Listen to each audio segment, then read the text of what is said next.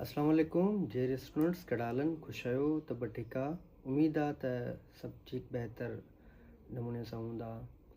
Dear students तव्हांजा paper तमामु बहितरीनु बख़ूबी सां हली रहिया हूंदा ऐं उमेदु आहे त तव्हां NGV टेस्ट जी बि तमामु बहितर नमूने सां तयारी करे रहिया हूंदव ऐं उमेदु आहे त तव्हांजा रमज़ान जा रोज़ा बि तमामु बहितर नमूने सां हली रहिया हूंदा। कमेंट में ॿुधाइजो त केरु केरु रोज़ा रखनि पिया। डियर स्टूडेंट आऊं आहियां पंहिंजो तव्हांजो साइंस जो टीचर। NGV टेस्ट जेको आहे तव्हांजी तमामु बिजी अची वई आहे। बाक़ी जेको आहे तव्हां ॾे 7 ॾींहं बाक़ी बचा आहिनि, काउंटेबल डेज़ आहिनि। इन करे वधि खां वधि टाइम तव्हां पंहिंजे NGV टेस्ट स्कॉलरशिप जी तयारी में लॻायो, वधि खां वधि टाइम तव्हां उन में ॾियो त ताकी जीअं तव्हां आसानीअ सां टेस्ट खे ईज़ीली क्वालिफाई करे सघो। NGV टेस्ट जेका SEF जे तवसुल सां वठी बि वञे, उन में इंग्लिश, साइंस, मैथ ऐं जेको आहे सिंधी तव्हांखे MCQ ॾिना वेंदा। ऐं तव्हांखे साइंस पढ़ाईंदुसि, पर अगरि कंहिं बि स्टूडेंट्स खे इंग्लिश, मैथमेटिक या जेको आहे सिंधीअ में का शइ मुझारो अचे या का शइ पुछणी हुजे, उहा कमेंट में पुछिजो त इनशाला उनजो बि तव्हांखे रिप्लाई कंदासीं। डियर स्टूडेंट्स, हिकु कंहिं स्टूडेंट कल्ह जेको आहे कमेंट कई त साईं असांखे ग्रामर पढ़ायो या सम्झायो। पुटु हींअर NGV स्कूल जी जेको आहे स्कॉलरशिप आहे 15 तारीख़ ते, बाक़ी 7 ॾींहं रिमेनिंग ओनली 7 डेज़ आहिनि। सो इन करे असांखे वधि खां वधि जेको आहे ध्यानु ऐं जेको आहे कोशिशि आहे त उन्हनि खे मोटिवेट कजे। ऐं ग्रामर का हिकु टॉपिक में कोन क्लियर थींदी, उहा हिकु लेंदी सीरीज़ आहे। उहा अगरि को पर्टिकुलर टॉपिक इंग्लिश जो हुजे त उहो कमेंट कयो त इनशाला तव्हांखे सम्झ आईंदी। दुनिया में एजुकेशन जे हवाले सां, तइलीम जे हवाले सां कहिड़ो बि टॉपिक, कहिड़ी बि ॻाल्हि तव्हांखे सम्झ में न अचे, उहो कमेंट में ॿुधायो त उन ते हिकु पर्टिकुलर वीडियो तव्हांखे ठाहे ॾींदासीं। 6 खां 10 ताईं कहिड़े बि सब्जेक्ट जो, chemistry, physics, biology, science, mathematic या अदरवाइज़ कहिड़े बि सब्जेक्ट जो तव्हांखे का शइ सम्झ में नथी अचे, कमेंट ॿुधायो, उन ते हिकु पर्टिकुलर वीडियो तव्हांखे मोकिलींदासीं। 11-12 जे कोर्स जी जेका बि शइ तव्हांखे सम्झ में नथी अचे, उहा कमेंट कयो, इनशाला तव्हांखे उन जे बारे में गाइड कंदासीं। इवन के यूनिवर्सिटी जा जेके सब्जेक्ट्स हूंदा आहिनि या दुनिया जी कहिड़ी बि नॉलेज हुजे, कहिड़ो बि टॉपिक हुजे, एजुकेशन जे हवाले सां, जॉब से रिलेटेड, एग्ज़ाम जे रिलेटेड, टेस्टुनि जे हवाले सां, मोटिवेशन जे हवाले सां, तइलीम जे हवाले सां कहिड़ी बि शइ जेका तव्हांखे मुझारो थिए, कैरियर काउंसलिंग, कैरियर गाइड, असीं पंहिंजो फ्यूचर कीअं सेव कयो, ऑनलाइन फील्डुनि में असीं कीअं कमु कयूं ऐं कहिड़नि जेको आहे उन्हनि ते ऑनलाइन फील्डुनि में कमु कयूं जिन में असांखे महारत मिलंदी, या फ्यूचर में कहिड़नि जो स्कोप आहे, कहिड़े स्किल्स जो ऑनलाइन स्किल्स सिखूं, या जेको आहे फिज़िकली जेके असीं इलेक्ट्रीशियन, एसी टेक्नीशियन उहे सिखूं, कहिड़ो असां लाइ बहितर आहे। उहो जंहिं बि स्टूडेंट खे कंहिं शइ मुझारो थिए त उहो कमेंट करे, इनशाला असीं तव्हांखे हर मोड़ ते, हर जॻह ते तव्हांखे गाइड कंदासीं। डियर स्टूडेंट्स, अॼु चैप्टर नंबर 4 जो असीं लेक्चर खणी आया आहियूं। उन में top 20 MCQs, top most repeated खणी आया आहियूं MCQs मल्टीपल रिसोर्सिस खां।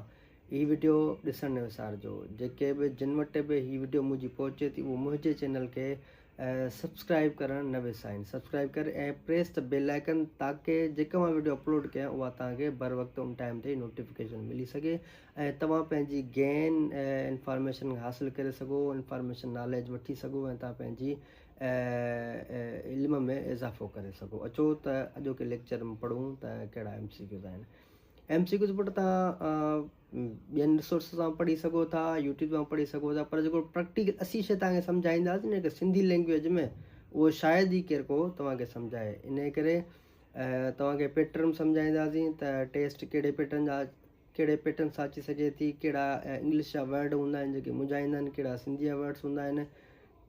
स्टेटमेंट में असां पुछे छा थो, असीं एप्रोप्रिएट जवाबु कहिड़ो ॾियूं, इहो असीं तव्हांखे अॼु इन टेस्ट में सम्झाईंदासीं।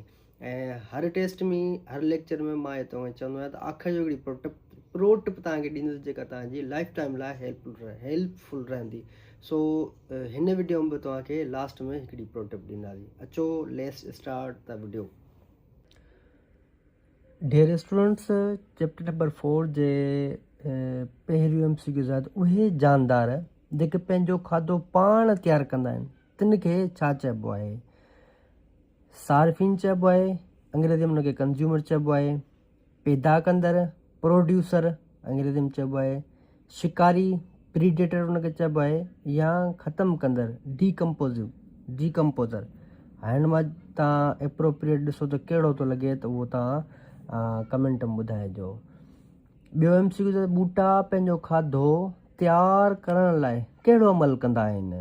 साह खणण वारो अमल कंदा आहिनि, रेस्पिरेटरी सिस्टम कंदा आहिनि, या हज़म करण वारो अमल कंदा आहिनि, डाइजेस्टिव सिस्टम कंदा आहिनि, या वाध विज वारो कंदा आहिनि, रिप्रोडक्शन कंदा आहिनि, या रोशनी वारो तरकीब वारो अमल कंदा आहिनि। हाणे मां जेको तव्हांखे लॻे उहो तव्हां ॿुधाइजो।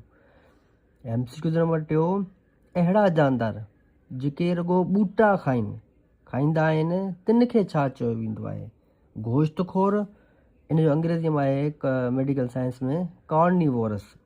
ताकी ॿई लफ़्ज़ तव्हां सिखी छॾियो त तव्हांखे अगरि MCQs में सिर्फ़ु कार्निवोरस अची वञे, सिंधी गोश्तखोर न अची वञे त तव्हां हुते मुंझी न वञो। इहे ॿई शयूं तव्हां इंग्लिश ऐं सिंधी ॿई वर्ड्स तव्हांखे हर शइ जा अचणु घुरिजनि ताकी तव्हां ईज़ीली टेस्ट खे सम्झी सघो, स्टेटमेंट खे सम्झी सघो।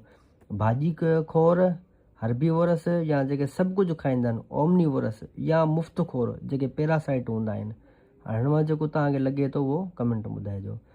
MCQ नंबर 4, खाधे जी ज़ंजीर हमेशह किथां खां शुरू थींदी आहे? जेका फूड चेन हूंदी आहे हिकिड़ी हूंदी आहे फूड वेब, ॿी हूंदी आहे फूड चेन। फूड चेन किथां खां शुरू थींदी आहे?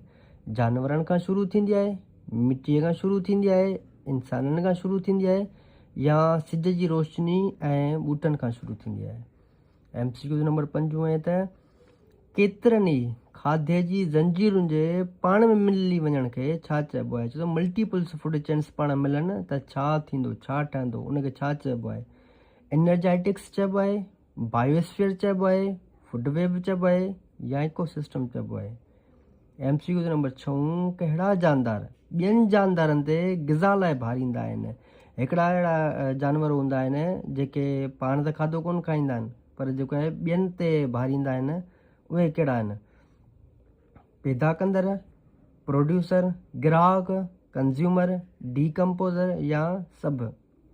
MCQ नंबर 7, कहिड़ा जानदार मुर्दा उज़वनि ऐं फज़ूलियात खे ख़तमु करे छॾींदा आहिनि? ग्राहक, पैदा कंदड़, डीकम्पोज़र, या गोश्तखोर?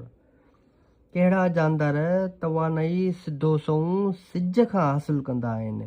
गोश्तखोर, ॿूटनि खोर, पैदा कंदड़, या डीकम्पोज़र? जेको तव्हांखे लॻे उहो तव्हां कमेंट में ॿुधायो। MCQ नंबर 9, जानदार जो हिक ॿिए सां ऐं माहौल सां बाहिमी रद्द अमल। चए थो जानदारनि जो हिक ॿिए सां बि हुजे ऐं माहौल सां इंटरेक्शन हुजे, बाहिमी रद्द अमल हुजे, उनखे छा चइबो आहे? इकालॉजी चइबो आहे, इकोसिस्टम चइबो आहे, रिहाइशगाह चइबो आहे, या ख़ुराकी ज़ंजीर चइबो आहे? MCQ नंबर 10, कंहिं जानदार जो कंहिं ख़ासि माहौल पर्टिकुलर माहौल में रहण खे छा चइबो आहे? इकोसिस्टम चइबो आहे, रिहाइशगाह चइबो आहे, टेम्परेचर चइबो आहे, या इकोस्फीयर चइबो आहे? जेको तव्हांखे लॻे उहो तव्हां कमेंट में ॿुधाइजो। बर्फ़ सां ढकियल थधे इलाइक़े खे छा चइबो आहे? सहराई या बयाबान, दलदली इलाइक़ो, चरागाह, या टुंड्रा? सहराई या बयाबान डिज़र्ट, दलदली फॉरेस्ट, ऐं चरागाह ऐं टुंड्रा कहिड़ो? हुन मां चरागाह ग्रासलैंड, टुंड्रा डी। हाणे जेको हिन मथां एप्रोप्रिएट लॻे उहो तव्हां कमेंट में ॿुधाइजो। अहिड़ा जानदार जेके ॿिए जानदार जे जिस्म मां खाधो हासिलु करे ऐं खेसि नुक़सानु पहुचाइनि। माना हिन स्टेटमेंट में चवे थो त अहिड़ा जानदार जेके ॿिए जे जिस्म में रहनि, उनजो खाधो बि खाईंदा आहिनि, उनखे वरी नुक़सानु पहुचाइनि, उनखे छा चइबो आहे? होस्ट मेज़बान चइबो आहे, पैरासाइट चइबो आहे, पैदा कंदड़ चइबो आहे, या शिकार प्रीडेटर या प्रे चइबो आहे? MCQ नंबर 13, माहौल जो उहो हिसो जेको बेजान शयुनि जहिड़ो हवा, पाणी, मिटीअ ते मुश्तमिल हुजे तंहिंखे छा चइबो आहे? बायोटिक चइबो आहे, अबायोटिक चइबो आहे, इकोसिस्टम चइबो आहे या कम्यूनिटी चइबो आहे। MCQ नंबर 14 कहिड़ी शइ इकोसिस्टम जो हिसो आहे? सिर्फ़ु ॿूटा, सिर्फ़ु जानवर, या ॿूटा जानवर ऐं माहौल, या सिर्फ़ु पाणी? कहिड़ो हिन मां लॻंदो त इकोसिस्टम में सिर्फ़ु ॿूटा ईंदा आहिनि, या सिर्फ़ु जानवर ईंदा आहिनि, या ॿूटा जानवर ऐं माहौल सभु ईंदा आहिनि, या सिर्फ़ु पाणी जेको आहे इकोसिस्टम जो हिसो आहिनि। MCQ नंबर 15 कहिड़ो इकोसिस्टम पाणीअ में मिले थो? हिकिड़ा पाणीअ वारा इकोसिस्टम हूंदा आहिनि, हिकिड़ा ज़मीनी इकोसिस्टम हूंदा आहिनि। तव्हां ॿुधाइजो हिन मां कहिड़ो इकोसिस्टम पाणीअ में मिले थो? Terrestrial ecosystem, aquatic ecosystem, desert ecosystem, या फॉरेस्ट इकोसिस्टम? MCQ नंबर 16 कहिड़ो इकोसिस्टम ज़मीन ते ख़ुश्क इलाइक़नि में मिले थो? ही थोरो घणो टिपिकल क्वेश्चन अथव ऐं तमामु बहितरीनु MCQs अथव। तव्हां पढ़िया हूंदा एक्वेटिक इकोसिस्टम, टेरेस्ट्रियल इकोसिस्टम, उन्हनि वरी कुझु ब्रांचिस हूंदियूं आहिनि, माना सभु उन जूं जेके आहे ब्रांचिस हूंदियूं आहिनि। कहिड़ो इकोसिस्टम ज़मीन ते, ज़मीन जो इकोसिस्टम हूंदो आहे, वरी उन में जेके ख़ुश्क, वरी चरागाह, वरी टुंड्रा, उहे तव्हां पढ़िया हूंदा 7वीं साइंस चैप्टर नंबर 4 में। इहो इन मां माना चए थो त कहिड़ो इकोसिस्टम ज़मीन जे ख़ुश्क, ज़मीन ते जेके बि हूंदा आहिनि इकोसिस्टम, उन में वरी जेको ख़ुश्क जेको आहे उहो कहिड़नि इलाइक़नि में मिले थो? डिज़र्ट में मिले थो, फॉरेस्ट में मिले थो, एक्वेटिक इकोसिस्टम मिले थो, या ग्रास लैंड इकोसिस्टम मिले थो? 17 नंबर MCQ ते सालियानो औसत बरसाति सभ खां वधीक किथे थिए थी? माना चए थो सॼे साल में, पूरे साल में जेको आहे 4 मुदूं हूंदियूं आहिनि, 4 सीज़न्स हूंदियूं आहिनि, सॼे साल में बारिश रेन किथे सभ खां वधीक पवे थी? सहराई इलाइक़नि पवे थी, डिज़र्ट में पवे थी, या फॉरेस्ट ॿेलनि में पवे थी, या ग्रास लैंड चरागाह में पवे थी, या हिन मां को बि ऑप्शन कोन्हे। MCQs नंबर 18 गर्मी ऐं थधि जे मौसमुनि जी तब्दीलीअ खे छा चवंदा आहियूं? चए थो गर्मी ऐं थधि जूं जेके मौसम हूंदियूं आहिनि उहे तब्दील थियनि त उनखे छा चइबो आहे? हैबिटेट चइबो आहे, सीज़न्स चइबो आहे, इकोसिस्टम चइबो आहे, या क्लाइमेट चइबो आहे? MCQs नंबर 19 माहौल घणनि क़िस्मनि जा हूंदा आहिनि? माहौल घणनि क़िस्मनि जा हूंदा आहिनि? 3, 4, 5, या 6 माहौल घणनि क़िस्मनि जा हूंदा आहिनि? जेतिरनि क़िस्मनि जा हूंदा आहिनि तव्हांखे अचे थो त उहो जेको आहे तव्हां कमेंट ॿुधायो। हिन जी जेके बि MCQs आहिनि 20 MCQs, उन्हनि जी की इंशाल्लाह अॼु आऊं जेको आहे वीडियो अपलोड कंदुसि 8 तारीख़ ते यूट्यूब ते, ऐं इंशाल्लाह 9 तारीख़ ते जेको आहे की अपलोड कंदुसि। पोइ तव्हां कमेंट सभु ॿुधाइजो MCQ त पोइ वरी की अपलोड कंदुसि, पोइ वरी तव्हां पंहिंजो स्कोर ॿुधाइजो त कंहिं स्टूडेंट केतिरो स्कोर खयो आहे। असांजो लास्ट MCQs आहे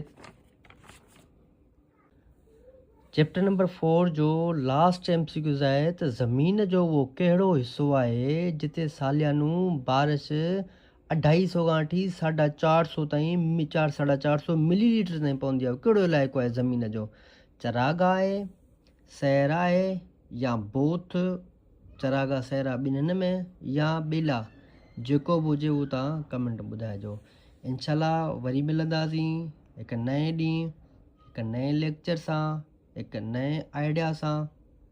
दुआउनि में यादि, अल्लाह हाफ़िज़। मुंहिंजे चैनल खे सब्सक्राइब करणु न विसारिजो, बेल आइकन खे प्रेस करणु न विसारिजो, ऐं हीअ लिंक वधि खां वधि शेयर कयो ताकी ॿिया बि स्टूडेंट्स हिन लेक्चर मां फ़ाइदो वठी सघनि। Thank you dear students.